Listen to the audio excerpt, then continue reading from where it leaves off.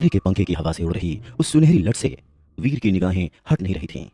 उस लट के पीछे से झांक रही वो काली बड़ी आंखें, सुर्ख गुलाबी होंठ और वो सोने सी चमकती त्वचा को निहारता हुआ वीर मानो भरी क्लास में पीरियड शुरू होने से पहले वाला शोर भी सुन नहीं पा रहा था। 18 साल का खूबसूरत नौजवान वीर प्रिया को निहारता हुआ अपनी सीट को यूं पकड़े बैठा था मानो सीट छूट जाएगी और वो स्प्रिंग की तरह हवा में उछल जाएगा। उसके दिल की धड़कनें टीवी पर आने वाले म्यूचुअल फंड के ऐड की तरह पर्राटेदार चल रही थीं, मानो कह रही हों, romantic relationship are subject to social risk, please read the girl carefully before proposing. पर दिल है कि मानता नहीं। वीर से अब रहा नहीं जा रहा था और वो अपने बैग से एक लाल गुलाब का फूल और एक पिंक कलर का कार्ड निकालता है और धीमे से जाकर प्रिया के सामने खड़ा हो जाता है। ये देखकर पूरी क्लास ऐसे शांत हो जाती है जैसे कोई टीचर आ गया हो। वीर हिम्मत जुटाकर प्रिया की तरफ गुलाब का फूल बढ़ा देता है और कह ही डालता है, आई लव यू प्रिया। प्रिया आव देखती है नताब और वीर को एक धक्का देकर दांत भींचते हुए धीमी आवाज में कहती है, शट अप, पीछे देख। वीर को बहुत अजीब लगता है। वो प्यार में आगे बढ़ना चाहता है और माशूका कह रही है कि पीछे देख। वो सोच ही रहा होता है कि तभी एक भारी आवाज से उसका ध्यान पीछे जाता है। ओ हीरो, आशिक आवारा, चल सीट पर बैठ जा, रिजल्ट अनाउंस करना है। अब वीर को एहसास होता है कि क्लास सच में टीचर को देखकर शांत हुई थी। भाई पोपट होने की भी कोई हद होती है। उस टीचर की ऐसी दहाड़ सुनकर जान चली जाए, ये आशिकी भला क्या चीज है। वीर धड़ाम से वहीं पर बैठ जाता है। क्लास में सभी बच्चे पास हो गए हैं सिवाय एक को छोड़कर। वीर रह जा। मैथ्स टीचर की ये दूसरी दहाड़ सचमुच जानलेवा थी। सभी हंस पड़ते हैं, प्रिया भी। वीर के सपनों का जहाज उसके एम्बैरेसमेंट के समंदर में डूबता सा फील हो रहा था उसे क्या पता था कि जिंदगी के कागज पर वो किस्मत की कलम से जो लव लेटर लिखने वाला था उसे मैथ्स के इक्वेशन खराब कर देंगे। इस रिजल्ट के अनाउंसमेंट की इससे बुरी टाइमिंग और नहीं हो सकती थी। बेचारा वीर, उसे तो लग रहा था कि पूरी क्लास में प्रिया ही सबसे ज्यादा उस पर हंस रही थी। तभी मैथ्स टीचर आके बिल्कुल वीर के सिर पर खड़ा हो जाता है और एक पेपर उसके सामने पटक कर कहता है, कल मुझे इस परफॉर्मेंस रिपोर्ट पर तुम्हारे पेरेंट्स के साइन चाहिए, समझ गए? लंठ कहीं का। फिर एक ठहाका लगता है और उसमें फिर से सबसे तेज आवाज प्रिया की ही सुनाई देती है, लंठ कहीं का। प्रिया की हंसी जो वीर के मन के गार्डन में फूल खिला देती थी, वही हंसी आज उसके दिल के झोपड़े में आग लगा रही थी। वीर अब बर्दाश्त नहीं कर पा रहा था और वो उठ के क्लास से बाहर चला जाता है। बेचारा वीर, इतनी समस्याएं तो टीवी सीरियल वाली डेली सोप की हीरोइन को भी कभी नहीं होती जितनी उसको आज हो गई थी। मैथ्स और प्यार में ज्यादा फर्क नहीं है, दोनों ही कॉम्प्लिकेटेड होते हैं। इसीलिए अपना वीर दोनों में ही फेल हो गया। अब पेरेंट्स से रिपोर्ट कार्ड साइन भी करवाना है। घर में मम्मी और बहन है, पापा तो अब रहे नहीं। बिजनेस राइवलरी में किसी ने उनका मर्डर कर दिया था। तब से ही शायद वीर का पढ़ाई में मन लगना बंद हो गया था।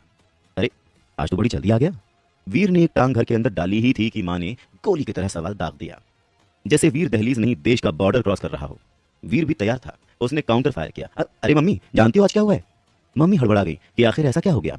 इससे पहले वो कुछ पूछती वीर बोल पड़ा, अरे बवाल हो गया है मम्मी, बवाल। कॉलेज में वो जो हमारे मैथ्स टीचर है ना, उन्हें कुछ गुंडे पीटने आ गए। मम्मी की चिंता की लकीरें और गहरी हो गई। वीर फिर बोला, सब कह रहे थे किसी औरत से चक्कर है उनका। अरे पर वो तो शादीशुदा है ना, अच्छे आदमी है भाई। माँ ने चिंता जताई। अरे वही तो माँ, तुम तो सब जानती हो उनके बारे में। वेरी गुड, अब इस पेपर पर साइन कर दो। वीर ने चाल चली। क्या इस पेपर में? माँ ने पूछा। मैथ्स टीचर का कैरेक्टर सर्टिफिकेट है माँ। ये सभी बच्चों को और उनके पेरेंट्स को साइन करवा के देना है सर को, वरना डीन सर हमारे जो है ना, वो मैथ्स टीचर को जॉब से निकाल देंगे। वीर ये बोलकर मम्मी को ध्यान से देखने लगा कि उसका पैंतरा काम करता है या नहीं। पर हर बार की तरह आज भी काम कर ही गया। मम्मी ने झट से पेपर पर साइन कर दिया। पेपर पर साइन मिलते ही वीर ऐसे गायब हुआ जैसे माइथो सीरीज में काम होने के बाद नारद मुनि गायब होते हैं। चलो, एक प्रॉब्लम तो निपटी। वीर राहत की सांस लेता हुआ अपने कमरे के बिस्तर पर निढाल होकर गिरता है।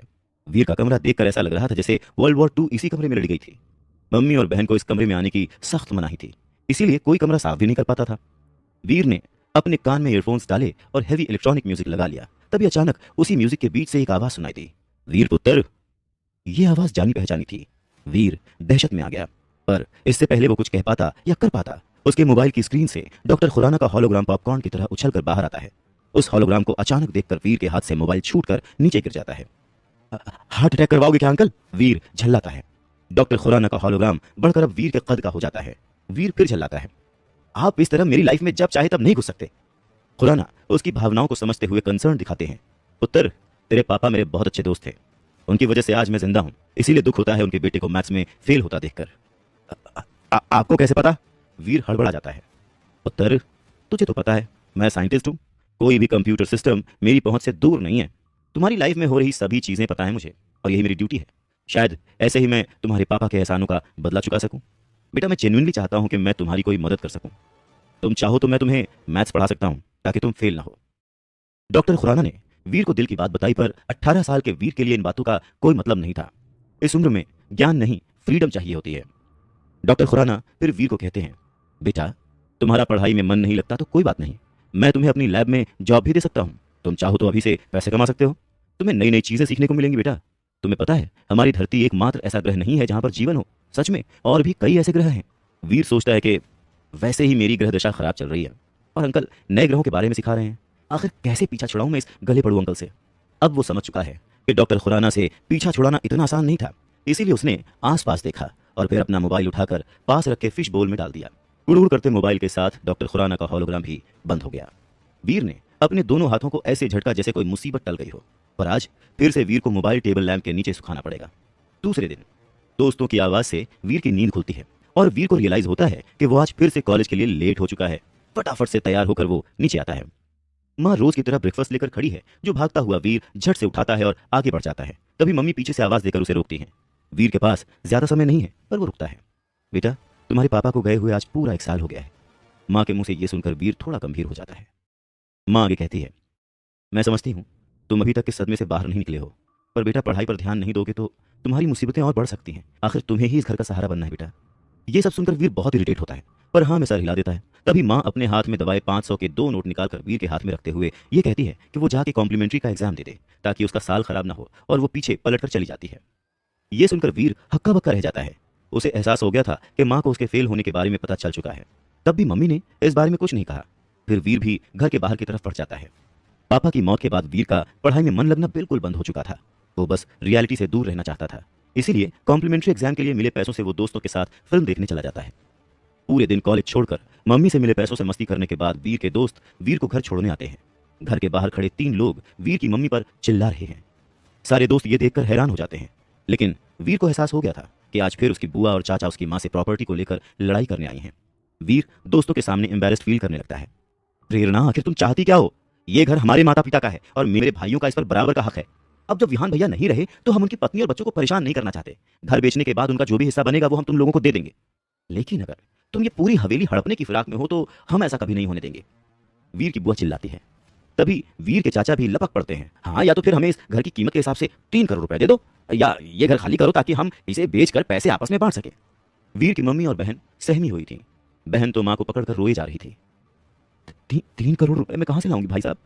वीर के पापा के जाने के बाद जो हमारी हालत है वो आप सबसे छुपी नहीं है, वीर की मम्मी ने गिड़गिड़ाते हुए कहा। यह सुनकर वीर के दोस्त वीर की तरफ देखने लगे। वीर को लगा जैसे उसकी इमेज का बंटाधार हो रहा है। अगर अभी उसने कुछ नहीं किया तो यहां भी लुटिया डूबी समझो। तभी वीर अब उस लड़ाई में कूद पड़ता है। आप लोगों की हिम्मत कैसे हुई ऐसे मेरे घर पर मेरी मां को आके धमकी देने की? वीर को ऐसे गुस्से में चिल्लाते देख सब हैरान रह जाते हैं। आप लोगों को शर्म नहीं आती? मेरे पापा ने आप लोगों की कितनी मदद की है। आप सबके फैमिली बिजनेस को अकेले बचाया है उस स्टार ग्रुप से, और स्टार ग्रुप से दुश्मनी की वजह से ही उनकी जान चली गई। अब उनके जाने के बाद आप लोग उनके परिवार को परेशान करने आते हैं। मम्मी उसे रोकने की कोशिश करती है। अब बेटा तू शांत हो जा। पर वीर का गुस्सा अब दहलीज पार कर चुका था।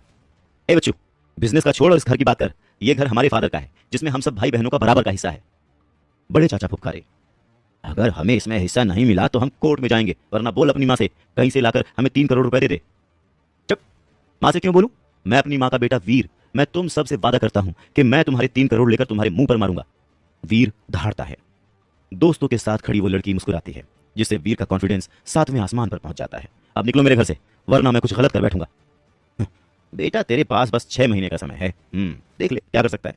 ये बोलकर बुआ और बाकी चाचा वहां से चले जाते हैं। वीर की मम्मी हैरानी में उसे देखती रह जाती है। वीर भी घर के अंदर चला जाता है। स्टाइल मारने के चक्कर में 3 करोड़ देने के बाद तो वीर बोल आया था, पर वो इतने पैसे लाएगा कहां से? उसने तो अपनी समस्या और बढ़ा ली थी कि तभी उसे डॉक्टर खुराना का ख्याल आता है।